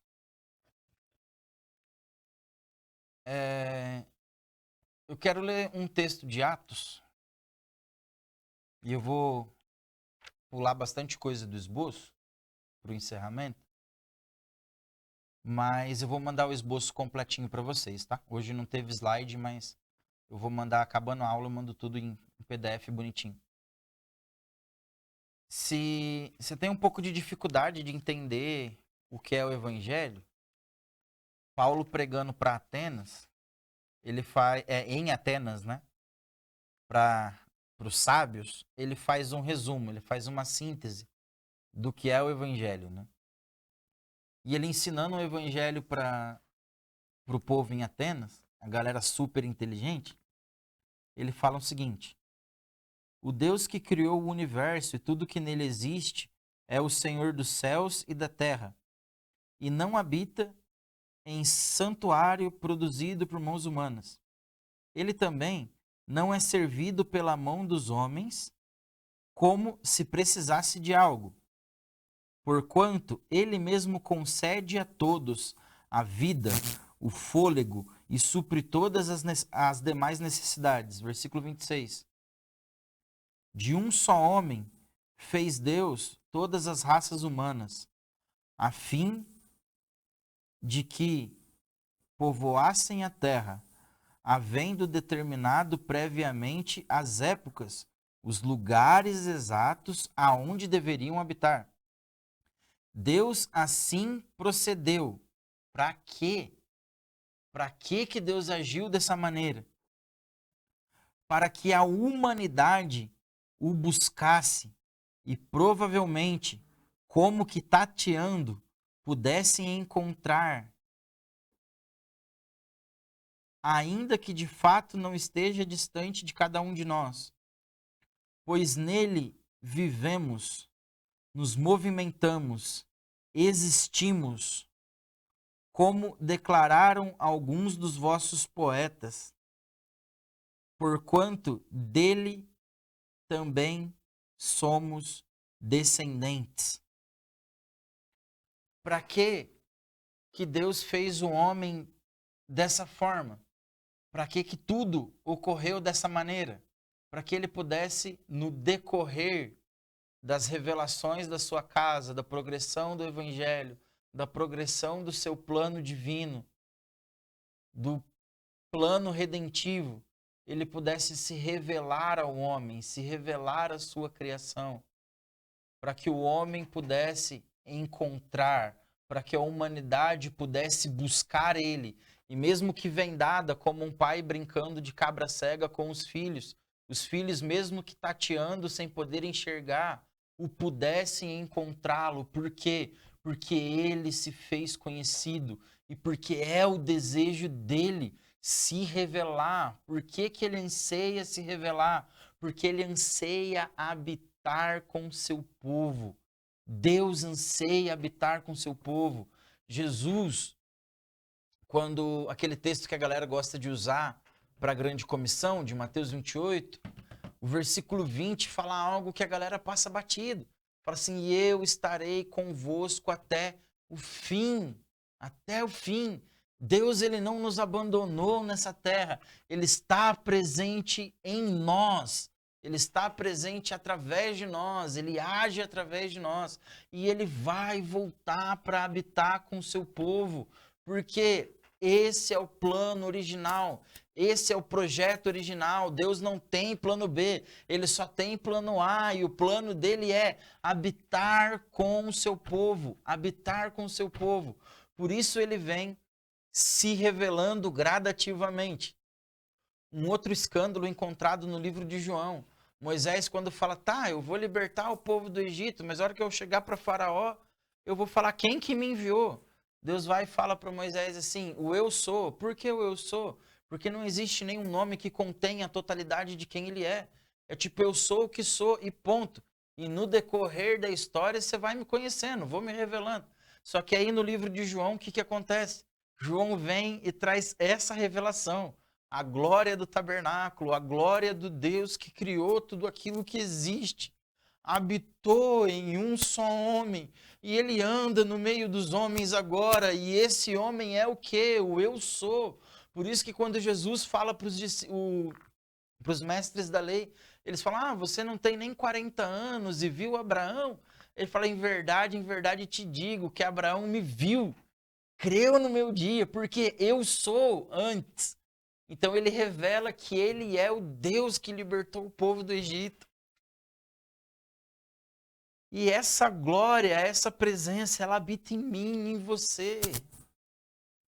Isso deveria fazer o nosso coração vibrar. Quando a gente vem para a igreja, isso deveria potencializar o louvor e a adoração. Porque a gente tem que ter esse anseio de Senhor, você habita em mim. Mas porque eu não tenho o corpo glorificado, ainda não há descanso para que você habite entre nós de uma forma plena. O Espírito ainda milita contra a carne e nós precisamos construir um local de descanso, onde não tem luta. Se o Espírito milita contra a carne, ainda tem luta, ainda não tem descanso. O que os nossos cultos de domingo deveriam ser? Deveriam ser aquelas reuniões alegres e solenes ao mesmo tempo, aonde todos nós nos apresentamos diante de Deus com as nossas misérias, reconhecendo que ainda lutamos contra o pecado, mas ansiamos que ele habite entre nós de uma maneira plena, que nós tenhamos o nosso corpo glorificado. A gente deveria vir para um culto de domingo e lançar a nossa expectativa de encontrar ele acima de tudo. E deveríamos nos unir em um só espírito e clamar, Hosana, vem Senhor Jesus, porque esse é o anseio dele. E o espírito dele habitando em nós, e a gente peca na maior cara de pau. Ainda tem dificuldade de se arrepender, se justifica do seu pecado. Não, nós precisamos nos humilhar, nós precisamos nos santificar e juntos prepararmos para Deus um local, uma morada, um local de descanso, o poderoso de Jacó. As salas que funcionam com o movimento de adoração e oração 24/7, eles não anseiam outra coisa, eles não desejam outra coisa, senão estar na presença de Deus e que Deus volte para habitar com o seu povo. Por quê? Porque ele prometeu que ia voltar e porque o desejo dele é habitar com o seu povo. Paulo ora uma coisa em Efésios que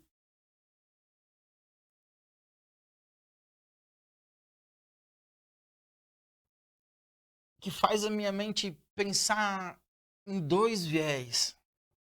Efésios 2, 20 e 22. Edificados, construídos sobre um fundamento. Quem é o fundamento?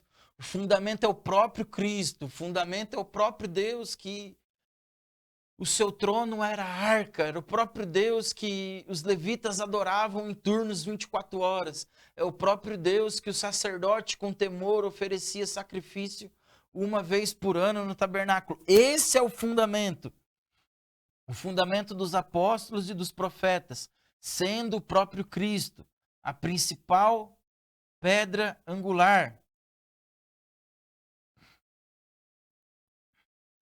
O alicerce, nele o edifício inteiro, bem ajustado, cresce para ser um templo santo no Senhor ou ao Senhor, no qual também vós, juntos, sois edificados.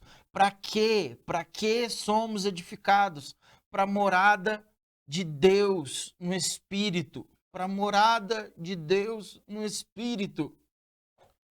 Efésios capítulo 3, versículo 14 a 17. Por esse motivo, qual motivo? O motivo que o plano de Deus já havia sido revelado a eles. Por esse motivo, desse plano da casa de Deus, do desdobramento do evangelho ser revelado a nós.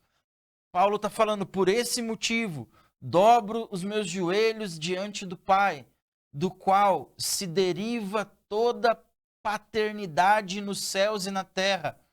Oro para que juntamente com suas gloriosas riquezas, ele vos fortaleça no âmago do vosso ser, com todo poder por meio do Espírito, e que Cristo habite por meio da fé em vosso coração, a fim de que, arraigados no fundamento em amor, se Cristo já habita no meu coração e no seu coração, se o Espírito já habita em nossos corações, por que que Paulo ora para que Cristo habite, se ele já habita?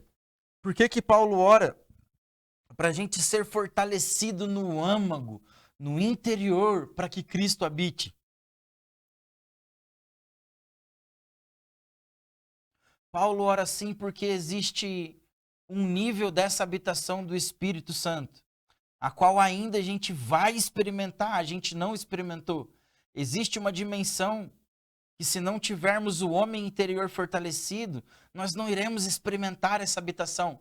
Você entende que há algo que eu vou experimentar de habitação de Deus, que isso vai fazer o meu corpo estremecer, mas também há algo para ser feito na igreja, que juntos vamos experimentar essa presença e essa manifestação do Senhor.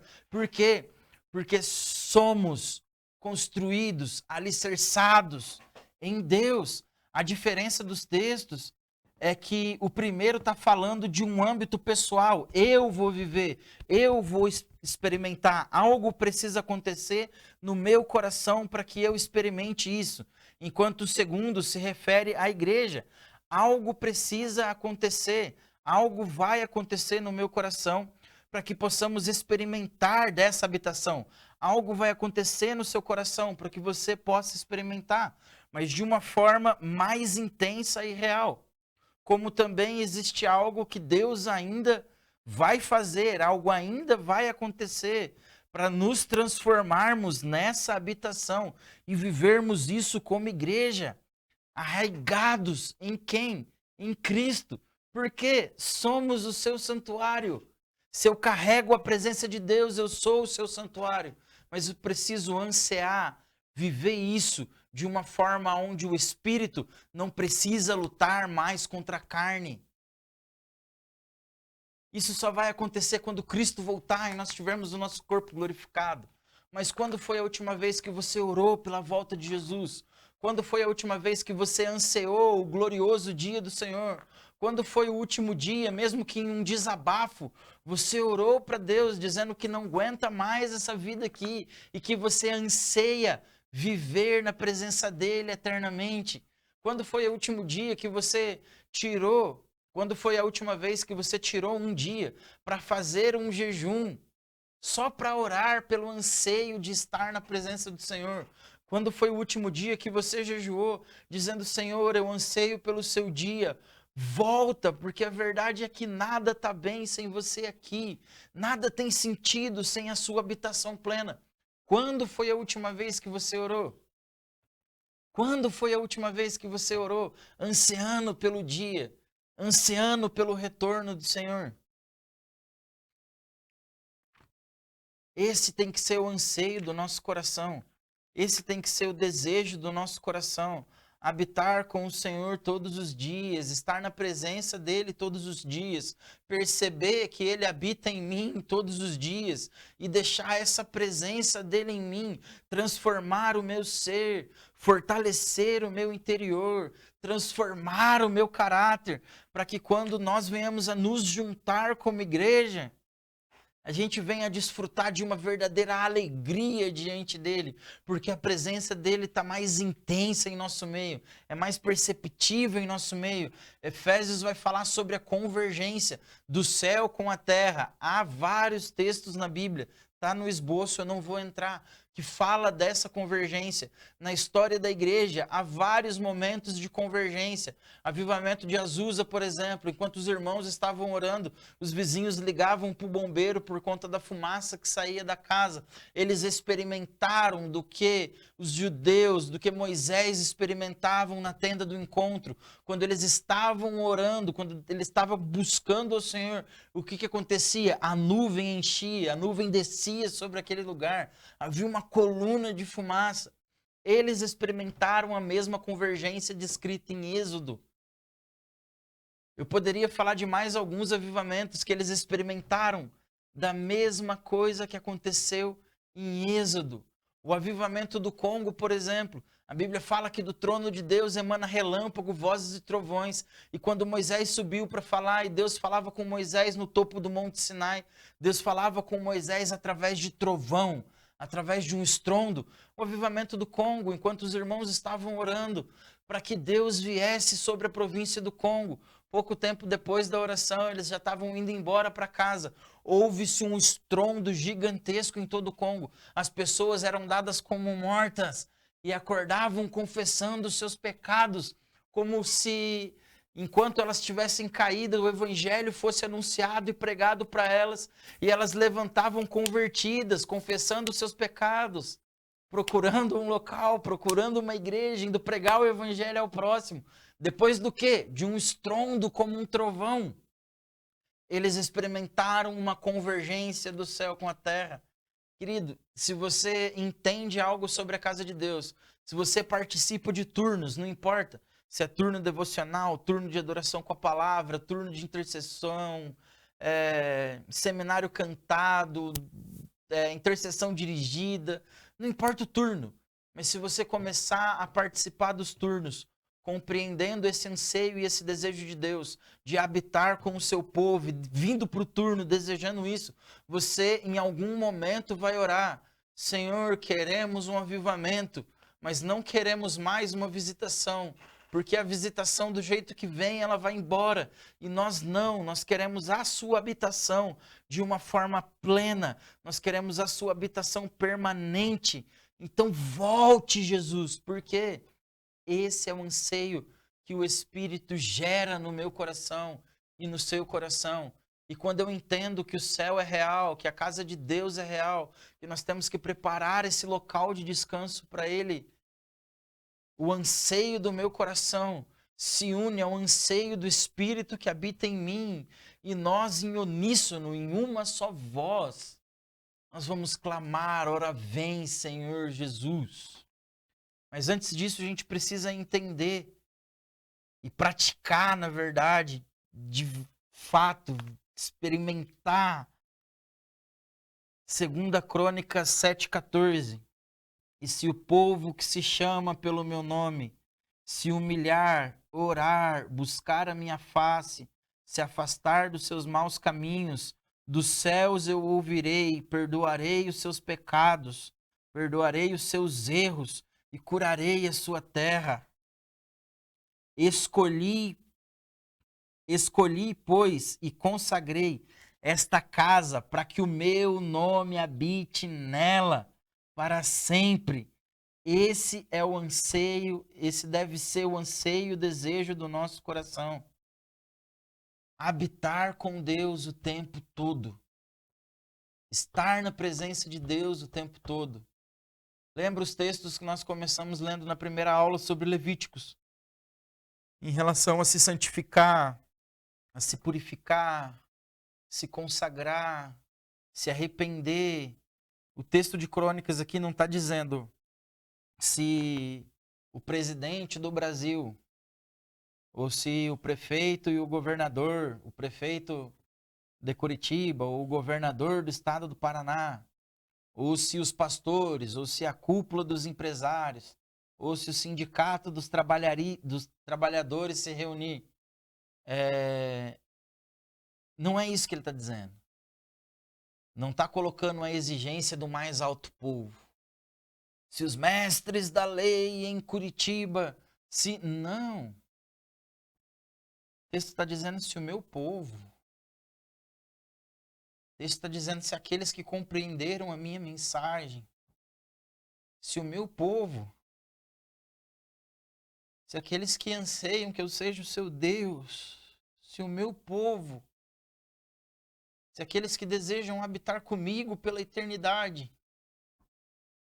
Se o meu povo. Se a minha noiva se humilhar e orar,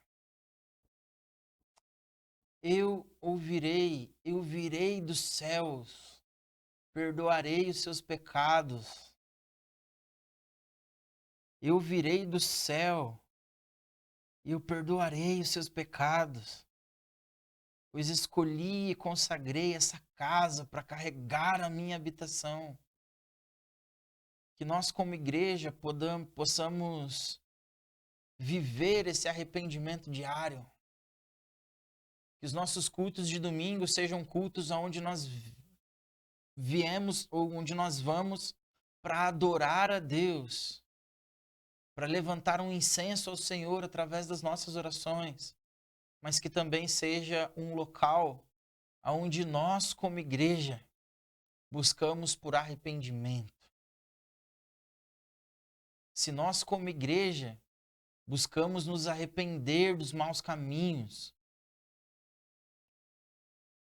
nós venhamos como igreja nos humilhar, orar, buscar a face do Senhor e se afastar dos maus caminhos. Não basta vir aqui, erguer as mãos e dizer: Senhor, eu me arrependo, eu quero viver mais, eu anseio por Ti. E segunda-feira a gente está lá com o nosso pecadinho de estimação, dizendo: não, eu não te largo porque você massageia meu ego, porque a minha autoimagem ou porque a minha autocomiseração. Não, a gente precisa abandonar os nossos maus caminhos. Que como igreja nós possamos viver, que como igreja nós possamos nos encontrar nesse lugar para juntos sermos um local aonde Deus gosta de estar, para onde juntos sermos a casa de Deus, aonde Ele possa vir e descansar a sua presença, aonde Ele possa vir e revelar a sua presença de uma forma mais intensa. De tal forma que nós não precisamos nem sequer orar pelos enfermos, porque o simples fato de Deus estar habitando na sua casa, os enfermos já são curados. O ministro de louvor não vai precisar mais cantar para a cadeia quebrar, a corrente quebrar. Por quê? O simples fato de Deus estar habitando entre nós já não tem mais o que nos prende, já não tem mais o que nos amarra, porque Ele é o Deus Todo-Poderoso, Criador de tudo aquilo que existe. Essa aula tem esse objetivo, esse módulo tem esse objetivo: gerar em nós a consciência da casa de Deus, o desejo de fazer tudo conforme o Senhor ordena, o desejo de guardar os mandamentos, de meditar nos preceitos, de buscar em nossas liturgias diárias e liturgias religiosas, fazer tudo conforme a Escritura diz e buscarmos o Senhor de uma forma que Ele possa vir habitar conosco e que nós possamos exercer o nosso ofício sacerdotal, nos purificando, nos consagrando, nos santificando, nos humilhando, nos arrependendo e buscando viver de uma maneira reta e digna do Evangelho. Que Deus nos ajude e nos leve a vivermos e desfrutarmos como igreja de tudo isso. De tudo isso. O fato é que Deus não quer apenas visitar. Deus visita o seu povo? Sim. É bom ser visitado pela presença de Deus, irmão, é ótimo. Eu amo tudo isso. Só que a visita, do mesmo jeito que vem, ela vai embora. Eu anseio pelo dia em que nós vamos habitar com Cristo. Ele quer habitar com o seu povo. Tanto no Antigo Testamento como no Novo Testamento nós vimos isso. Nós começamos falando que esse assunto era importante. Por que esse assunto era importante? Porque nós encontramos ele em Gênesis e também encontramos ele em Apocalipse. Deus quer habitar com seu povo. A pergunta é: você quer habitar com Deus? Você quer se santificar? Nós, como igreja, queremos nos reunir para confessar pecado. Queremos nos reunir para nos humilhar, para que Deus possa vir e habitar com a gente. Quem vai subir o Monte Santo do Senhor? Aqueles que têm mãos limpas e um coração puro. Como ter um coração puro sem se arrepender, sem se humilhar? O objetivo dessa aula é isso. Reflita sobre a casa de Deus. Quando você for orar, lembre-se que Ele habita em você. E que você não é igreja sozinho. 2 ou 3 estiverem reunidos. Juntos somos pedras vivas. Esse é o objetivo dessa aula. Espero que eu tenha sido claro. Peço perdão pelas gagueiras e as palavras trocadas, os nomes trocados. Espero que de alguma forma eu possa ter contribuído para o seu crescimento em relação à revelação da casa de Deus. Espero que essa aula de alguma forma tenha provocado o seu interior a querer habitar e desejar habitar ou desejar estar na presença de Deus acima de tudo. Não sei se tem alguma pergunta. Se tiver, pode fazer aí. Oi, mano, não temos nenhuma pergunta. Não? Então, meu querido, é isso. Esse foi um módulo sobre a casa de Deus. É um assunto que está muito longe de ser esgotado. Vocês vão ver no esboço que eu vou encaminhar para vocês assim que encerrar essa aula, que o assunto renderia pelo menos mais umas 2 aulas aí. E mesmo assim não esgotaria, tá? O tema. A Bíblia é muito cheia de significado. Tudo na Bíblia tem sentido e tem significado e está aqui para um propósito. Então, quando falamos sobre casa de Deus e ele é detalhista, ele deixou tudo aqui, ó, detalhado. Então, que amanhã ou que na sua próxima oração você venha a pensar e a refletir ou a meditar sobre a realidade dos céus, sobre a realidade do santuário de Deus e sobre o anseio de Deus de vir habitar com o seu povo. Deus os abençoe, meus irmãos. Amém.